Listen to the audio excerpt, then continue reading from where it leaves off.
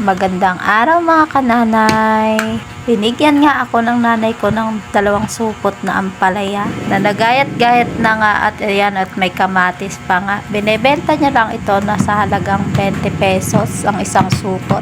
At meron nga siya natirang 2 supot na ampalaya kaya ito at ibinigay niya na nga sa akin. Nakaagad ko namang tinanggap. Madalas din talaga akong nakakalibre sa pang-ulam lalo na kapag may tira si nanay na gulay. Pagkakaunti na kasi ay inuuwi na ni nanay at pinang-uulam na lang namin. Sa mga magtatanong kung hindi na ba nalulugi nanay ko, hindi naman po dahil yun ay kumita na siya doon dahil kakaunti naman na pati. Kaya ito nga at agad ko namang iniluto. Ayan, at habang nagluluto nga ako, itong mga bata pinaghiwalay ko nga muna ay kambal. At paano ba namang hindi paghiwalayin ay puro iyakan na nga lang ang ginagawa. Puro awayan na nga lang kanilang ginagawang dalawa. Madalas na nga ding marindi yung tenga ko sa kanila lalo kapag nag-aawayan at nagpupukpukan sila. Kaya nga minsan ay hindi ko rin napipigilang magalit. Hindi na nga rin siguro talaga maiiwasan na minsan magalit ka. Dahil parte na rin siguro yun ng pagiging buhay nanay. Lalo na nga at sobrang makukulit ang mga bata ngayon. At punta na nga tayo dito sa aking niluluto. Nang magisa ko na nga ang bawang sibuyas ay nilagay ko na rin kaagad yung kamatis. At nang maigisa nga yung kamatis ay sinunod ko na rin kaagad yung ampalaya. At pagkatapos ay nilagyan ko lang ng kaunting tubig at tinakpan para naman malutong mabuti yung ampalaya. At habang nga nagluluto ako ito at lumabas ako sandali. At pagkalabas ko nga ng bahay ayan at mayroon nga palang nagdadamo sa baba. Nagdadamo nga sila ng tanim na gulay sa baba. Isa nga din yun sa pinagkakabuhayan namin dito sa probinsya namin. Ang pakikilusong o pakikiarawan sa bukid. 300 nga ang isang araw dito sa amin. Dati-rati nga ay isa rin ako sa nakikilusong nakikiarawan sa bukid. Nahinto nga lang yun nung ako'y magpuntis sa aking kambal. Gustong gusto ko rin talaga na lumulusom sa bukid dahil siya pa naman yung kita ko.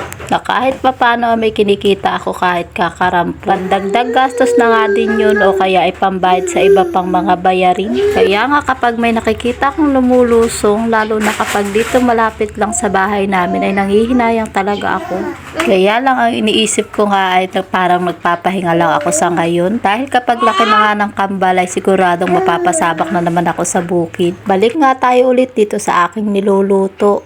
Nang maluto na nga yung ampalaya ay inilagay ko na rin kaagad yung itlog. At hihintay-hintayin lang natin ng kaunti para malutong mabuti yung itlog. Kaunting minuto na nga lang din ang ating hihintayin para malutong mabuti yung ating inilagay na itlog. At ayan, luto na nga ang ating nilutong ampalaya na may itlog. At ayan, nagsandok na nga rin ako kaagad para naman makakain na rin ako. Dahil medyo gutom na nga rin ako at tanghali na rin ng mga oras na yan. Kain po tayo mga kananay. Salamat po Lord sa mga pagpapala.